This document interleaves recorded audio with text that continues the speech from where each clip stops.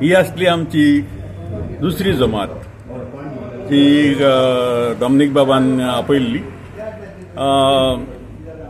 आम्ही सुमार 35 वर्सां आदीं राजभास कायदो पास करून घेतलो. राजभास म्हणल्यार कितें?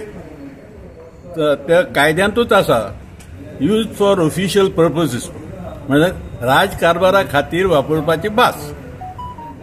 जाल्यार त्याचे इम्प्लिमेंटेशन जालां खरेंच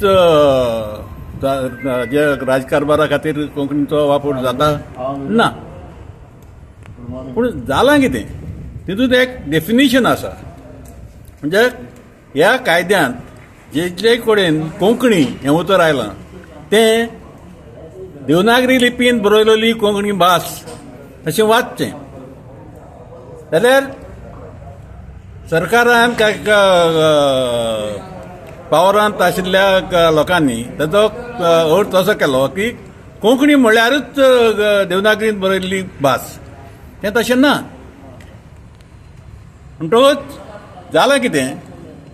हांगा तुमी पळयलां आसतलें कोंकणी प्रकाशनां आसात जशीं सुमार 100 वर्सां चलतलें वराडांचो इश्ट, सुमार 50 वर्सां चलत आयिल्लें गुलाब. ह्या प्रकाशनांक ते तुमकां सरकाराची जायरात मेळटा काय पळयात, मेळना. तर कित्याक? आनी तुम्ही महाराष्ट्रांतल्या आनी कर्नाटकांतल्या मराठी पत्रांनी पळयात, गोंयच्या सरकाराच्यो जायराती मेळटात.